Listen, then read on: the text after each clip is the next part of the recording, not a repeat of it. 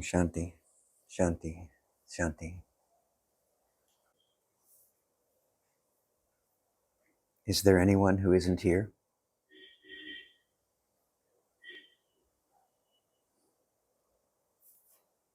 You're all here.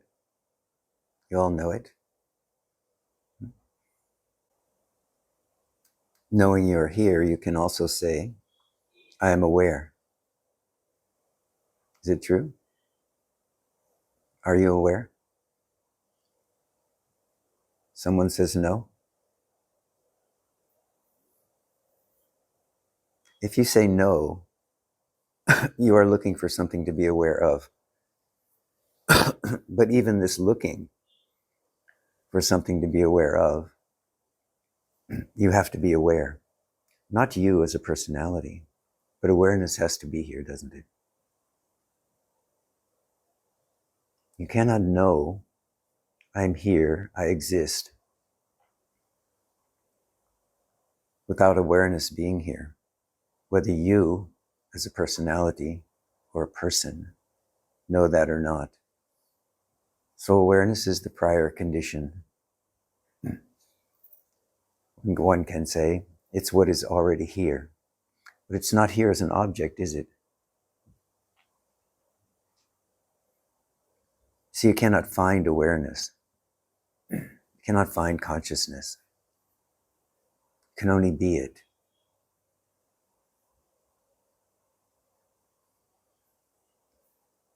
But it's not you that's being it. Awareness is itself. Already here. The fact that you don't notice it until an object is present does not mean awareness is not here.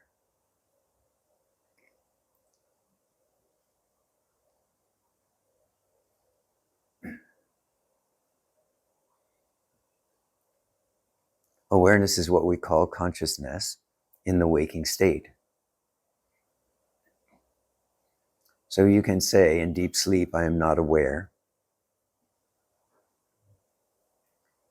because the light of consciousness is not shining on the screen, which we call mind. And yet, if you're asked, coming out of deep sleep, how did you sleep? You say, I slept well. Or my sleep was disturbed. Or I dreamt.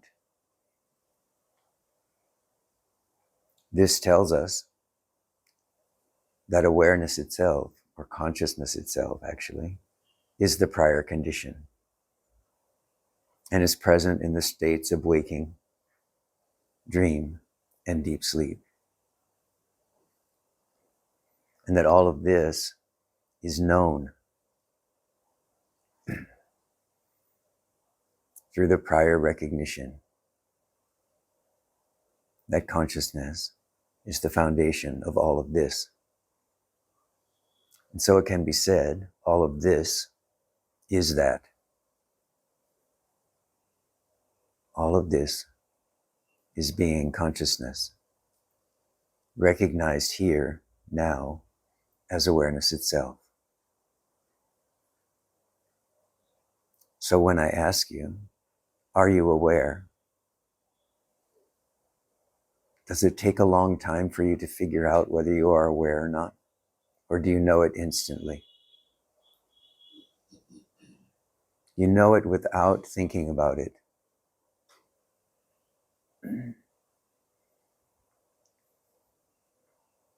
So what is the distance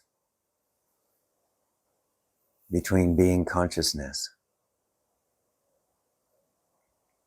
and what you refer to as me?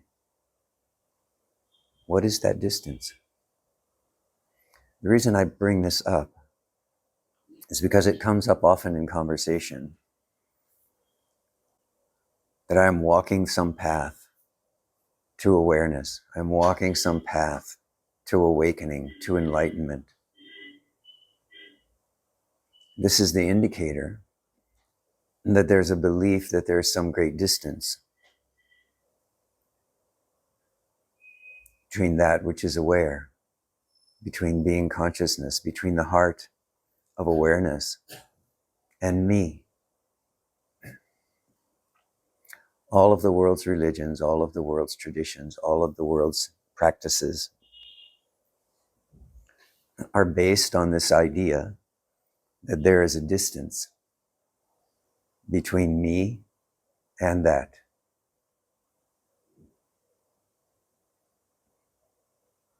But I ask you to ask yourself, is that true? Or is that a belief? That I have something to get, I have somewhere to go, I have someone to be, I have to change something, I have to discover something.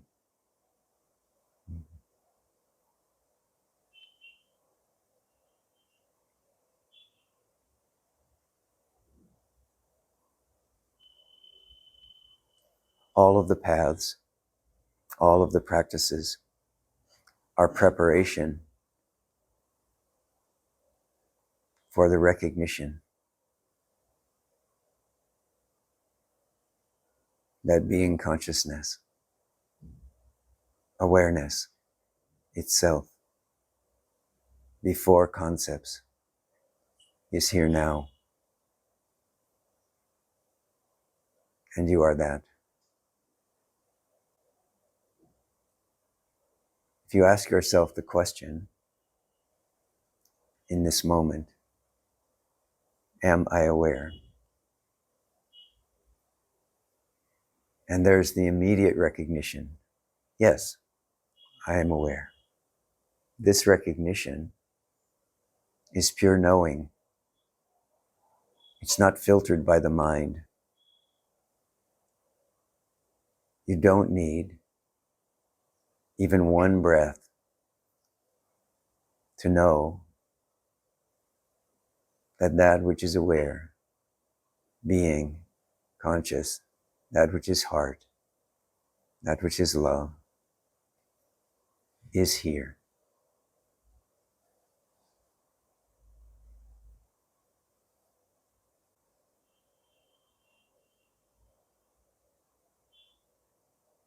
So if you're perceiving some distance between yourself as a person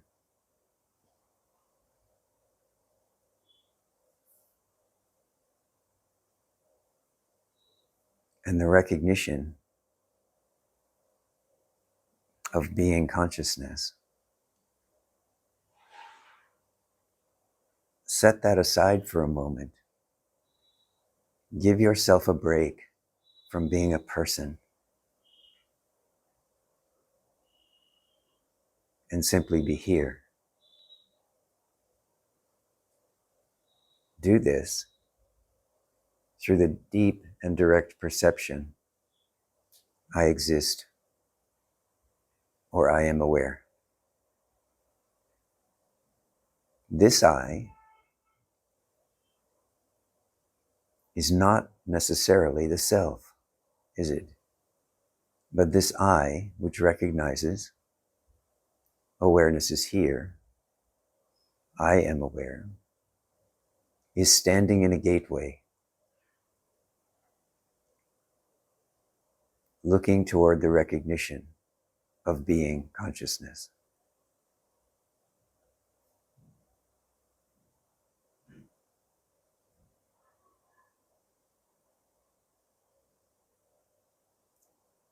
Sri Ramana Maharshi encouraged us to continually ask the question, who is this I? Once we come to the direct perception, I am aware,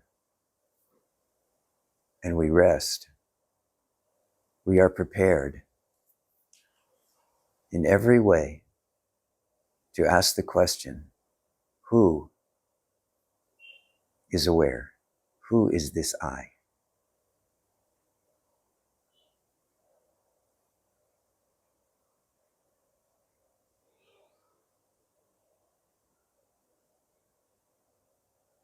Asking yourself this question,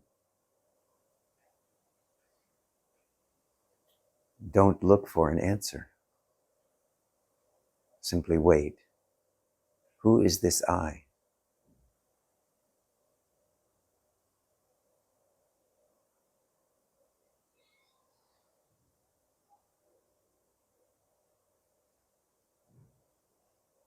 Then give up the effort to discover who is this I.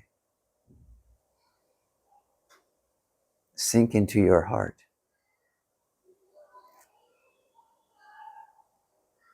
When I say sink into your heart, I mean sink into the knowing that which is aware is here, now.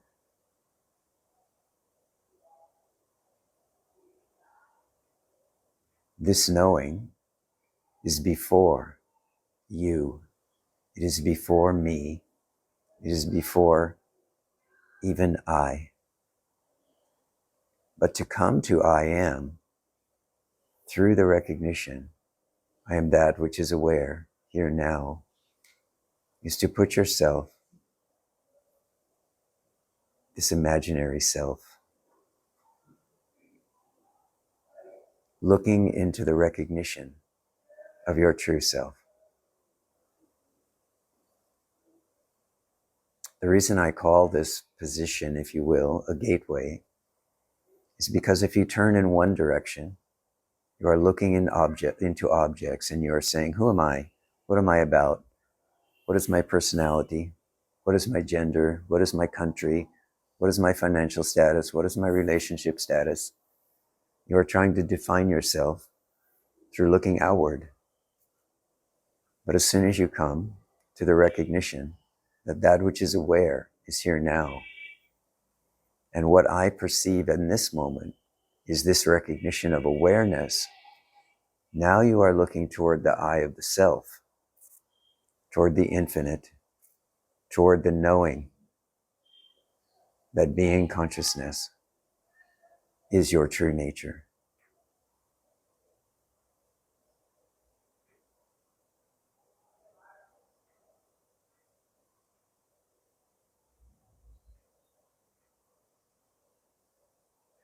And none of this needs to be thought about. You don't have to remember anything I'm saying. You don't have to get anything.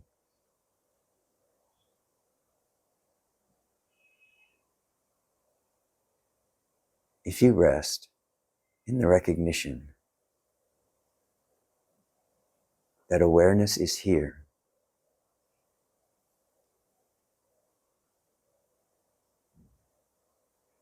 and ask the question, who is aware?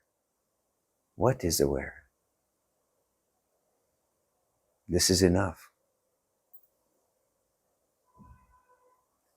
Eventually, slowly, some of you for rather relatively quickly, it'll become your habit to ask this question, am I aware under all conditions?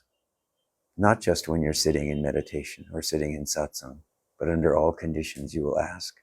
You will notice. It's not really an asking. There's no need to employ the mind.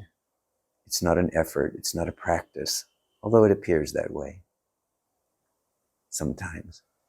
You'll simply be noticing that whether you're out on the street or you're in deep meditation in samadhi, you will be noticing awareness is here. Awareness is here. Awareness is here. And you will know that this awareness is before the rising of me and mine. Now you are here in the presence of the Supreme, in the presence of what is.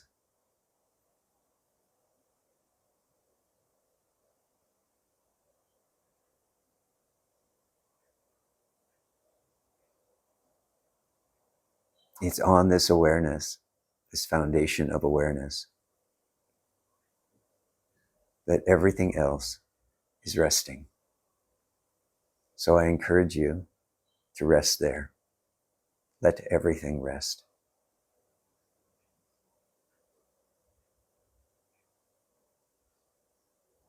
cling to nothing which is me or mine.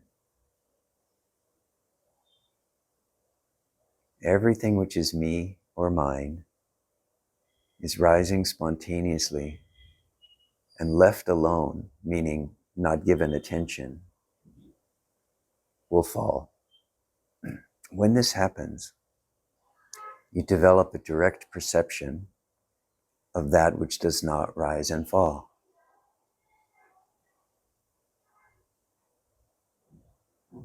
And soon you will realize that you are that. That which is not rising and falling, not coming and going.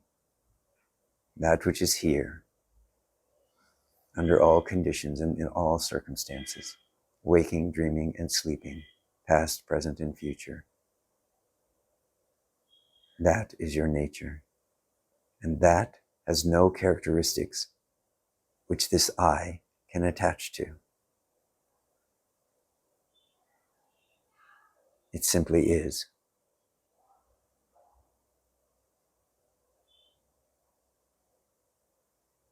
That you are.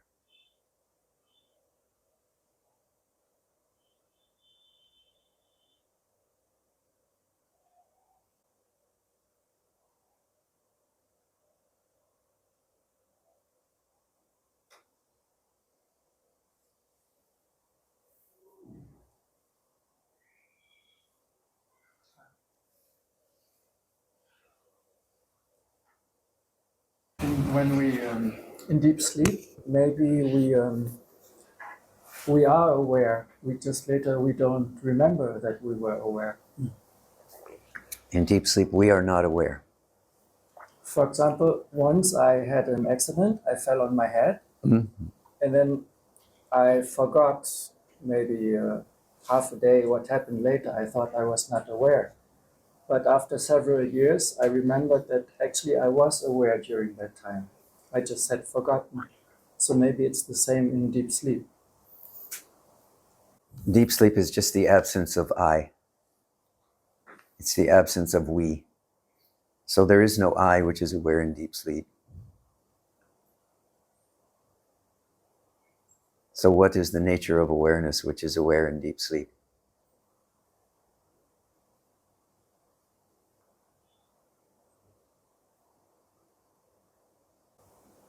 I don't know. You cannot say. Yeah. It cannot be described. Yeah. Where we find ourselves in difficulty and where we begin to suffer is when we wake up in the morning and we say, I am aware. This is just proven by the fact that even in times of sickness, of illness, of injury, of emotional trauma, physical trauma, we still go into deep sleep. We still go into this place where we are willing, in effect, to die in order to get some rest from this activity of the I. So we always are willing to go there. And in fact, when we are sick or injured, our desire to go there becomes even stronger. And it nurtures the body and the mind to go into this deep recognition of our true nature as being consciousness or awareness itself. To do so brings relief from the suffering. Yes, when I had the accident, after I woke up, I couldn't remember my name or the time or the date, but I felt very happy. Yes.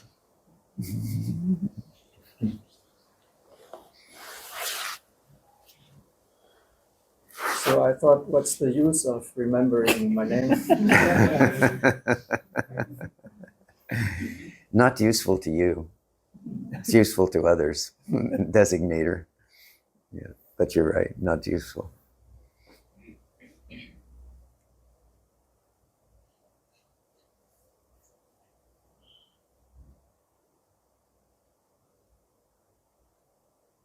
So now I really encourage you, even though it's a memory now, for you to remember what that was like and not need to pick up some form of identification to label this I as me, to stay with the pure knowing, with the one that didn't need to know the name. If you don't need to know the name of any objects, then you won't be bound by any objects. This is why Sri Ramana said, the Jnani is sleeping while awake, is in a deep sleep state while awake, while in the waking, appearing to be in the waking state. Yes? And he said this is the analogous to the self.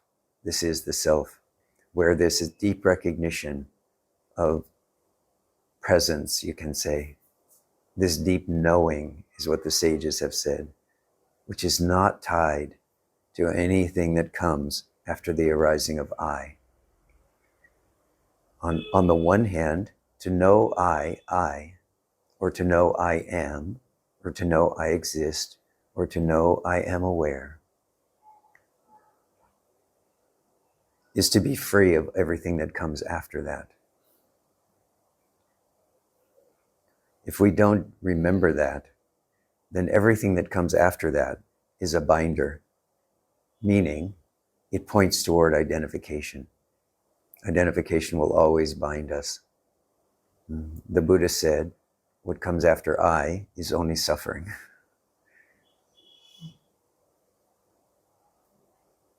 So if you wish to remain free,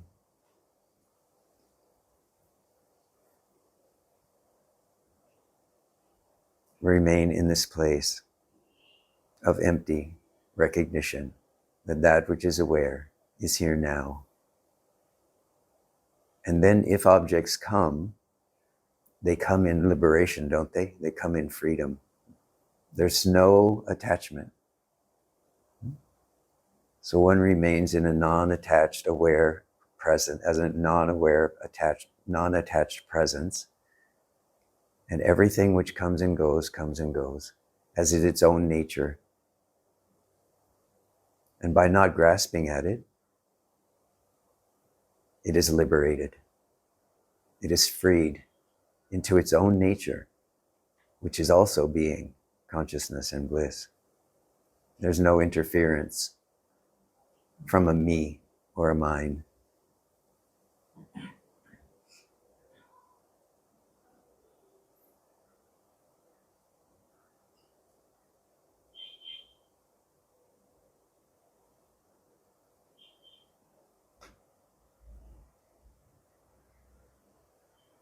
Here in the waking state, you can say that the purest form of self-recognition, self-awareness, liberation, the self, the supreme, Brahman, God, whatever form it takes for you, is to simply know I am, and then attach nothing to that.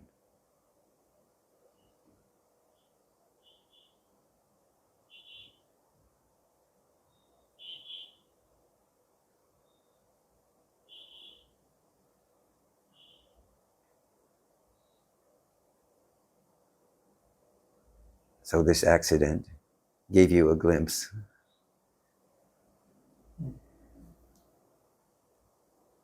into the true nature of your own being.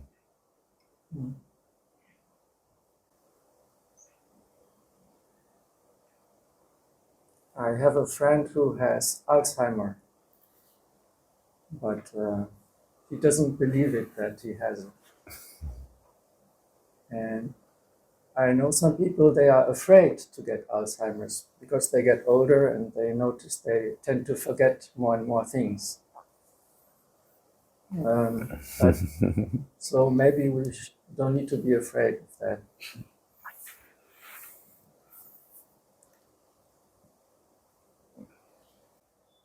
The sage is happy to forget more and more things.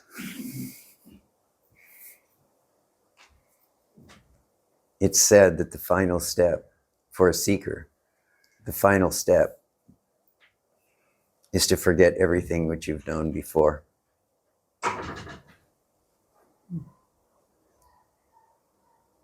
All the practices, all the meditations, all the mantras,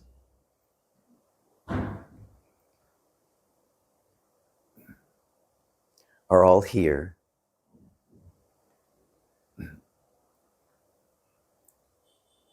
to help hold the place for being consciousness to reveal itself. In other words, if the mind is left to just wander, it wanders in the world, becomes lost, finds itself in chaos, running from this to that.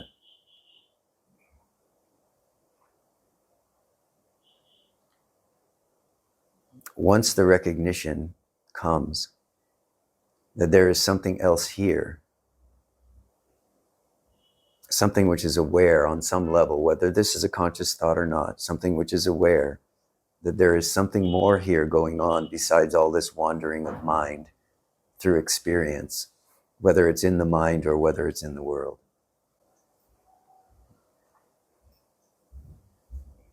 One begins to look for what else is there besides these experiences, besides this thought, besides this habit, besides this conditioning. What else is there? What am I? This question rises quite naturally, often within the heart of being before it arises as a practice, as given by Ramana Maharshi, or we read about it in a book, or we hear about it from someone. It's already risen in the heart. That's why we notice the question, who am I? It has already risen in the heart. This is the beginning of seeking. So then we look through this religion, this spirituality, that spirituality, this practice, that practice, this form of practice, that form of practice.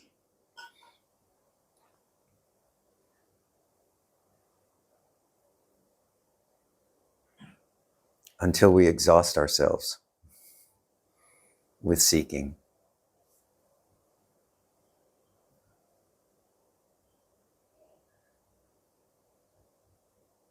One of two things happens at this moment. Either we go back to our previous experience saying, I found nothing, I did all of this seeking, I found nothing, so I'm just going to go back to my old habits, I'm going to go back to my old way of being, I'm going to go back to my old life, I'm going to pursue this person, this job, this house, that house, this car, that car. I'll try to fulfill myself in the way that I did before. Even though I failed over and over before, I'll try it again. Some of you know this experience. The other way is we say, I cannot do this. I don't know what I've been doing. I only know I'm exhausted. So then we say to Arunachala, to the Supreme, to consciousness itself, to God, you do it. I am just here. All I know is I cannot go back, but I don't know how to go forward. You do it. And we become willing for the first time to keep quiet and to wait. In the Bible, it said we wait on the will of heaven.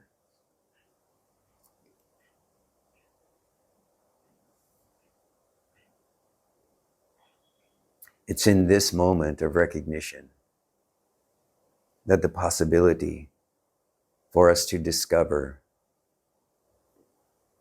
or rediscover who I am rises. And this is why we hold to the question, who am I? What am I? Am I aware? And then we wait. We rest. We apply some level of faith that what the sages and the saints have been saying for thousands of years is true. that I cannot find the happiness which I am out there, so I have to find it in here. But I don't know how to do it. So I trust that if I remain present in this recognition, asking this question, who am I? What am I? Or am I aware? And the answer is yes. That this awareness itself will do the work to bring you home.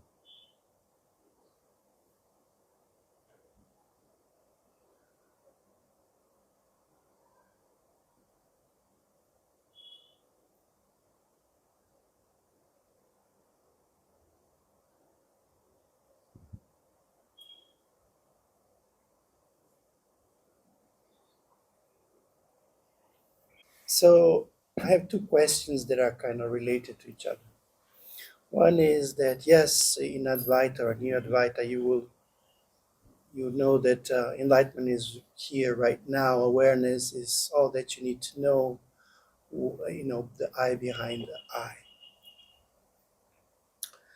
And I think that every path has some advantages and some pitfalls. Mm-hmm. And Advaita doesn't escape that. Yes. And I've seen that people who practice New Advaita by the sheer force of their guru have attained some sort of samadhi, some sort of enlightenment, but it wasn't permanent. Mm-hmm. And it wasn't permanent because what gurus would say is that as long as you have vasanas, you will be brought back. I even know somebody who lives here who was in a state of enlightenment for 4 years, and then it was gone. Some form of enlightenment. So, in a sense, there is a path if you have to slowly burn all these vasanas in order to attain what you already have. It is a goal, it is a path. It's linear, it's not immediate. I know you have to keep the awareness that it is immediate and Yes. not get lost. Yes. But nevertheless, paradoxically, it is a linear path. You have to go through all this and you have to burn all these vasanas. Is that correct? And the second question would be, it's so elegant and clear, the path of self-inquiry, either with I am or who am I. Nevertheless, being here, having put your life at the feet of Arunachala, being satsang, the fact is that that self-inquiry happens in maybe 15 minutes a day. Mm-hmm. It's not enough. So what do you do?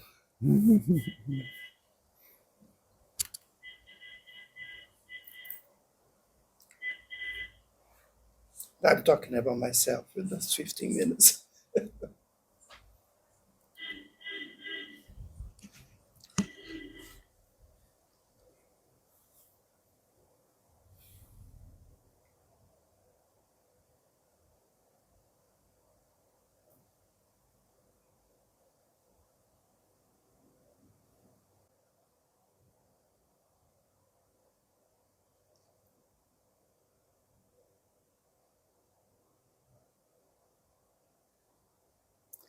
What is the purpose of path and inquiry?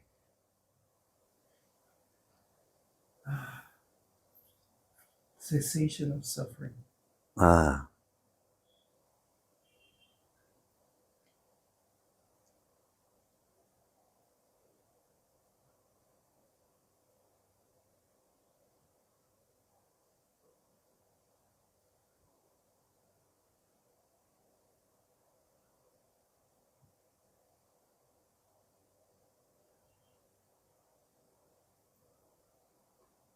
When doing the inquiry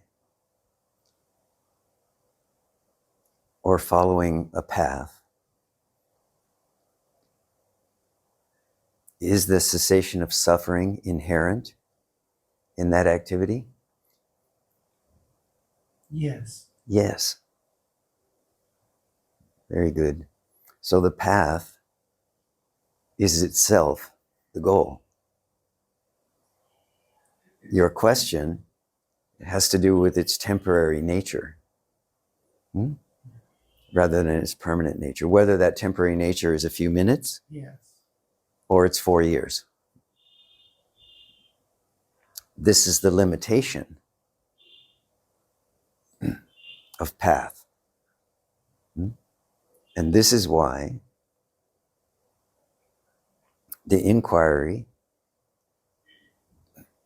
is really not referred to as a path, or it's referred to as the pathless path, because it looks at that very nature of all practices, of all paths, and recognizes that the goal is achieved in the practice itself. As the practice is undertaken, the cessation of suffering is realized, but it is not permanent. This is why I call all practices placeholders. These placeholders are necessary so that we are momentarily, at least, liberated from this suffering. Because the mind becomes preoccupied with suffering. And so if we allow the mind to just go on continuously with its own suffering, it will never be available for the liberation of the end of suffering. Yeah.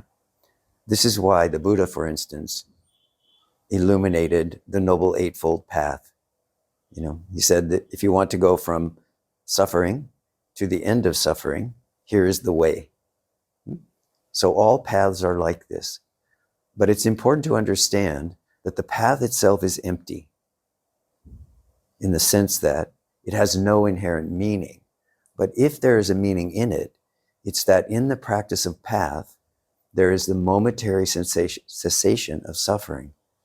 And for this reason, a wise being uses this placeholder, even though there's not a recognition of final liberation, which is attained. There is a recognition of momentary liberation, which is realized directly. It's not a small thing. The momentary cessation of suffering is realized. And then at some time, some moment, this attachment, this tendency toward suffering, this tendency toward conditioning rises again. And one feels the relief that one has this possibility of momentary cessation of suffering, and so continues pursuing this momentary cessation of suffering. The reason I say it's a placeholder is because there is no path which leads to liberation. There is only liberation itself. This is what all the sages have said. This is what direct perception and direct experience shows. There is only liberation, being, consciousness, and bliss. That is all there is. And the final recognition is not that there is an I that's liberated. The final recognition is, and all of this is that liberated recognition. That's the final one. When there is nothing left here but this recognition of liberation.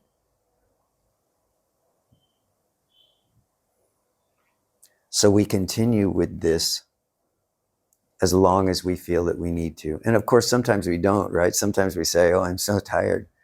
I cannot do this anymore, right?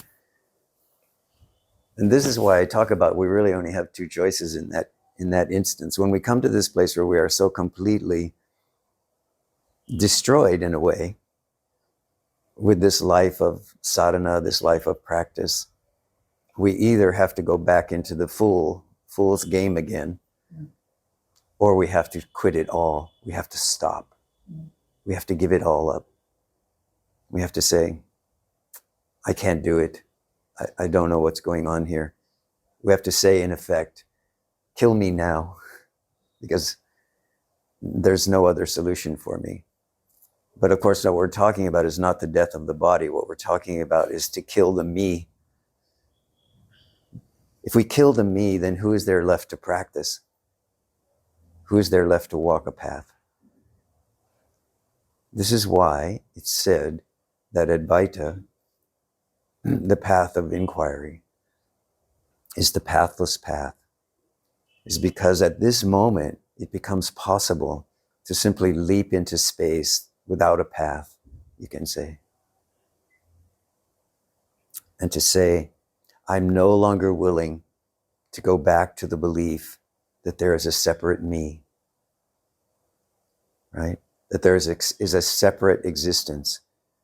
Now I must trust that there is only existence itself. And that this body-mind, which has been trying to solve this predicament, problem, or conundrum, must completely float free in existence itself. It must allow that. There's no other alternative. And this can take the form of the recognition that I will not even pursue my next meal. Everything that this body-mind needs now is surrendered at the feet of whatever this is. And this will have to take care of this. I cannot do it. This is the moment of recognition where that sudden realization can enter. This is the moment when 16-year-old Ramana Maharshi said, the body has died, it is done, it's finished. And yet, I still feel there is still this recognition of I, of I. And he could ask or dive into, what is that I?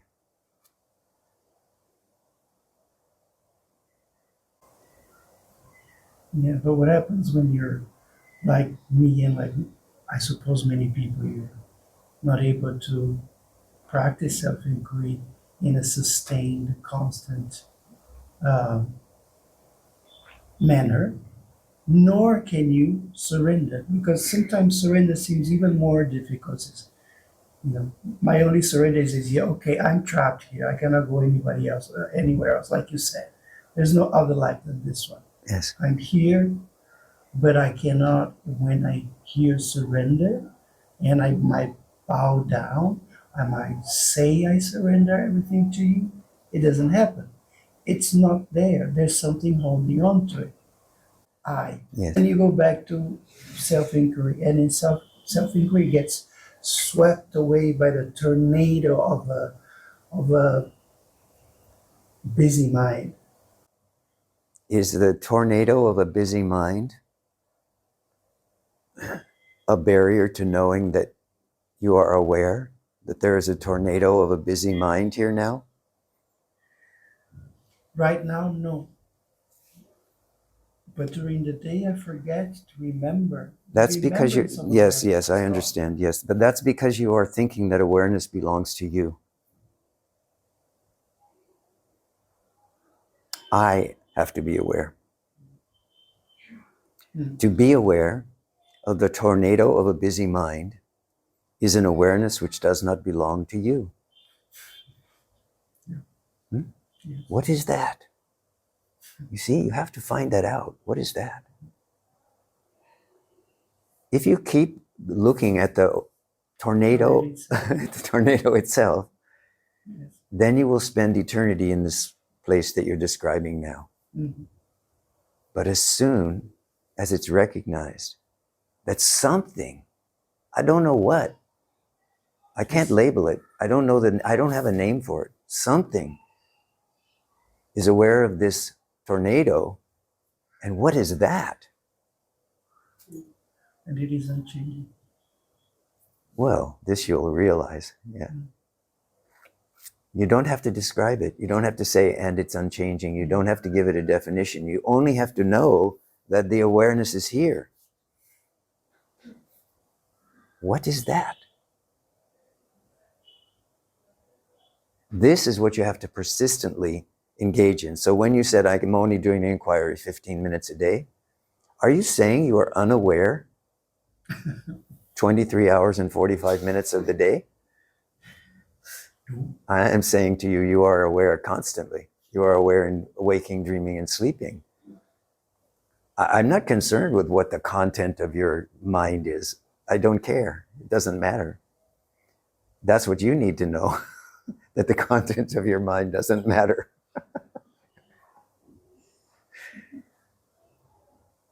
What is aware of the content of that mind? You can do this one time a day. You can do it 1,000 times a day. The answer will always be the same. I am aware. That which is aware is here now. It will always be the same. And eventually you will stabilize in that recognition.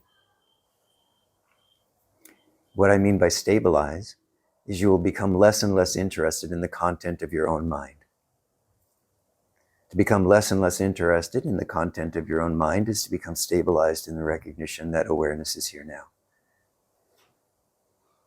And that which is aware is the foundation and the manifestation of all of this. It is both the space in which this is arising, and it is this itself as it's rising in its own spontaneous nature. Not because I decide what's important, but rather because it is the nature of this to exist as it does.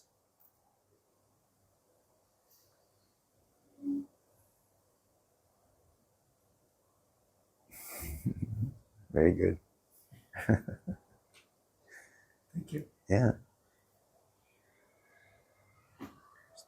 Beautiful questions, right to the heart of it.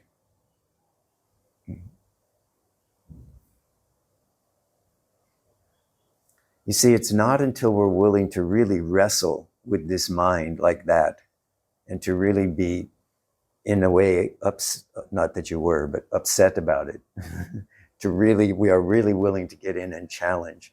Yeah, but what about this? And what about that? And what about this belief? And what about that belief? And what about?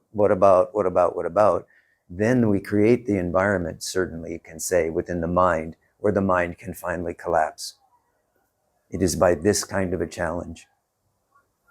And then we're able to use whatever is here, no matter how difficult it feels in the moment. We're able to really examine what is here, because we cannot understand our own nature as self-liberated being, consciousness and bliss, unless we are willing to challenge the assumptions and the presumptions that the mind is making through conditioning.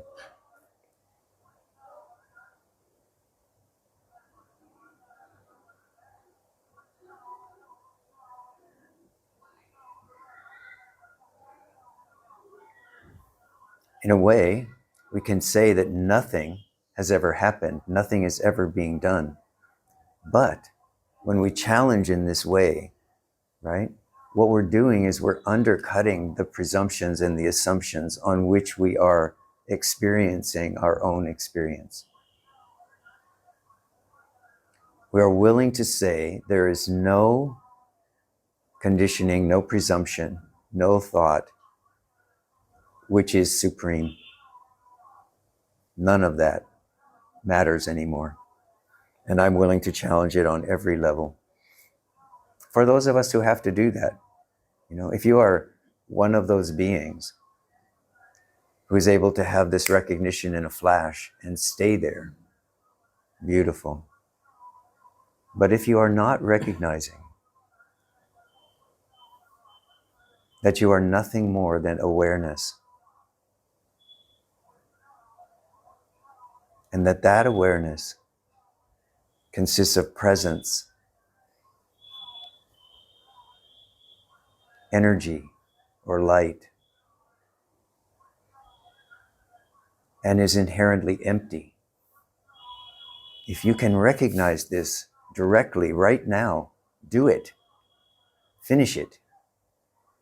This presence which you feel, this light which you experience as you are here now, and you close your eyes and you look within and you see this light, that you feel this energy in the body.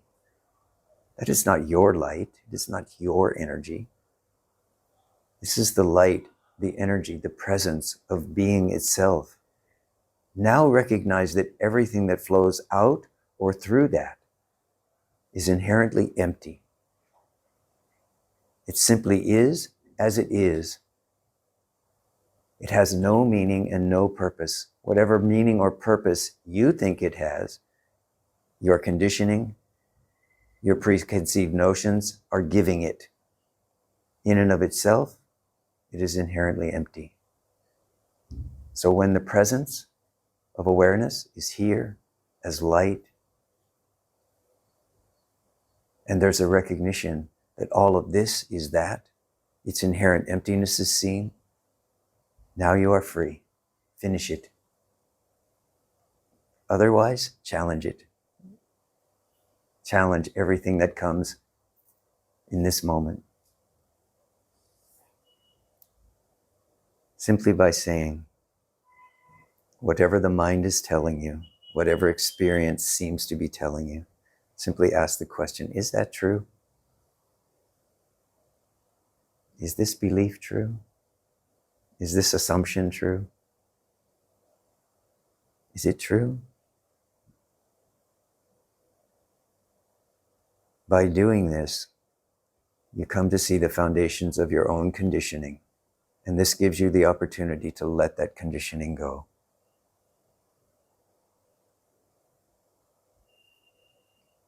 So that you can realize fully the presence of being, consciousness, and bliss as your nature.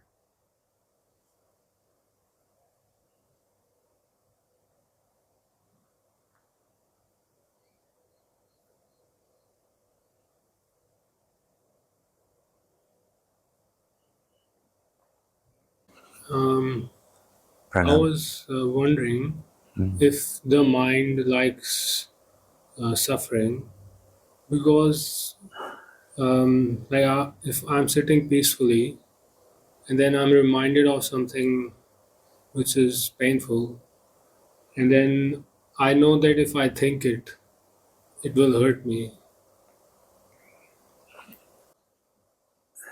The mind does not love suffering.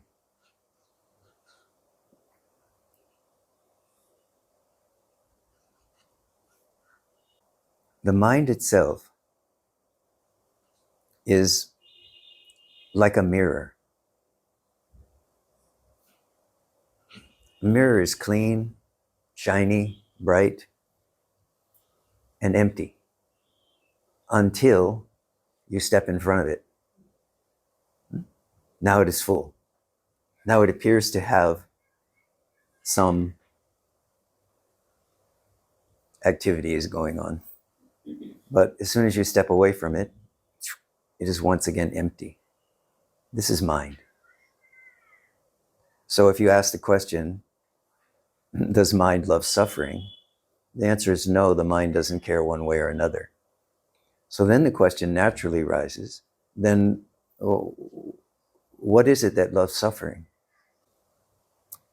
I'm assuming that you say it loves suffering because you have that experience. So understand that that nature which loves suffering or seems to enjoy suffering is not because it's the nature of mind, it's because it's the nature of conditioning. Conditioning is that which is repeated over and over and over throughout a lifetime or lifetimes.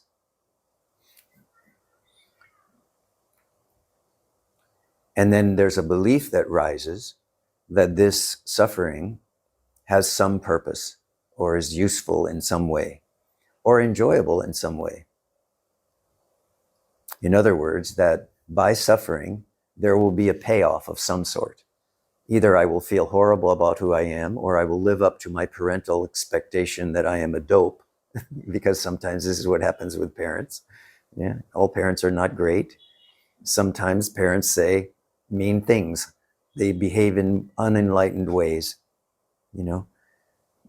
we have compassion for them. We have understanding for them. We know that if they could have done differently, they would have done differently. And this is the way that we were treated by a parent or a family member or society is a recognition of ignorance. It's not a recognition of enlightened being. So we have compassion for the one who suffers and causes another one to suffer. But when this is repeated over and over from a very young age or from lifetime to lifetime, it becomes an accepted state of conditioning, a belief that is misguided and has its root and its foundation in ignorance. So what is suffering is the conditioned nature of mind.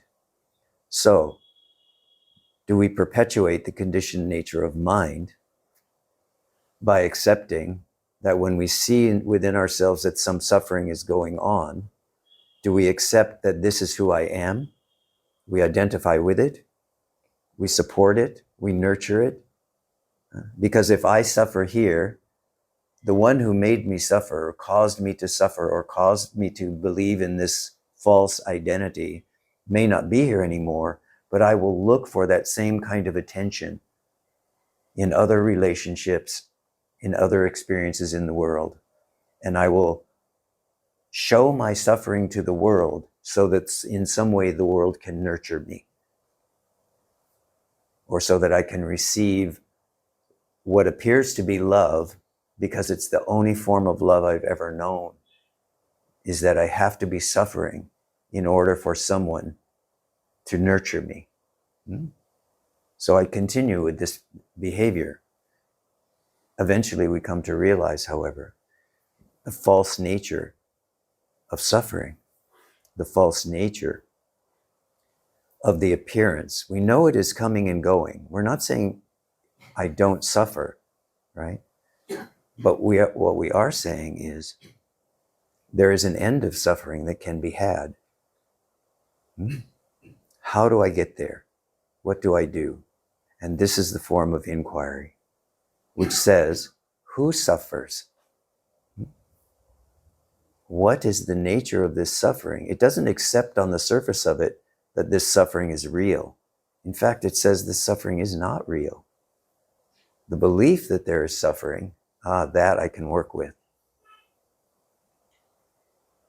So now I can ask the question, even in the midst of this intense feeling of conditioned suffering, I can ask the question, who suffers?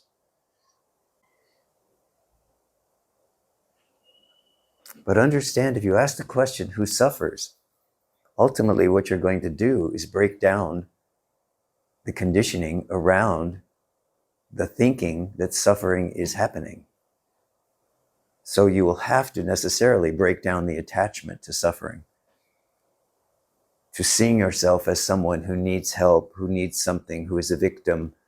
All of these ways that we suffer as human beings, it's not to say they aren't real in some way in terms of experience. It's only to say in terms of the ultimate truth of being, consciousness, that which you are in truth, they are passing phenomenon. We're not saying they are unreal. We're saying they're passing phenomenon. In order to allow any phenomenon which rises to pass and fall, the very first thing we have to do is say, that is not true. We do this by asking these kinds of questions, who am I, or who suffers? And for some people, suffering is the main path to waking up, to knowing who you are before suffering, before you, before I. For others, it's the path of pleasure. This is a very difficult path, actually. Nobody wants to suffer. So this is really I want to end this suffering. I want to end this suffering. Someone who has an easy life, a life that's filled with pleasure, abundance, money, friends, blah, blah, blah. This person doesn't even know they are suffering. And they don't want to challenge it. So they have no need to look and ask, who is this I that's running around chasing pleasure, chasing a bigger house, a bigger yacht? Who is this I? This pleasure is very, very difficult, samskara, to overcome. if you want to know the self. I'm not saying make yourself suffer to know the self. I'm saying under all conditions, whichever side of any form of duality you are on, use what is there to say, not this, and ask the question, who? Who suffers? Who experiences pleasure? Who will be liberated? So when you are pursuing liberation using suffering, don't forget to ask yourself the question, who will be liberated? This is the more direct question. If you understand that no one, no me, is liberated, then you can stop dancing in the realm of me. You can stop playing in the field of conditioning. And you can go directly to the deeper question, who am I?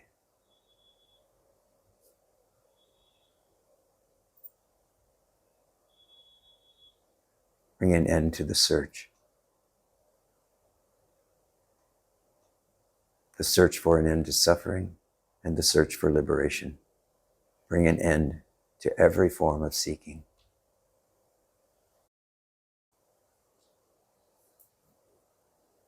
This is a challenging thing to do, isn't it? To sit in your own moment, your own dark night of the soul, your own appearance of suffering, and say, I don't believe this. This is not true. Now show me what is true. I know this is not true. This is conditioning. Show me what is true.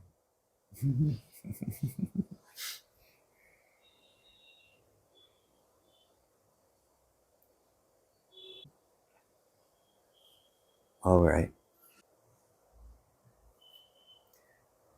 Be well. Be happy. Walk in peace. You are that.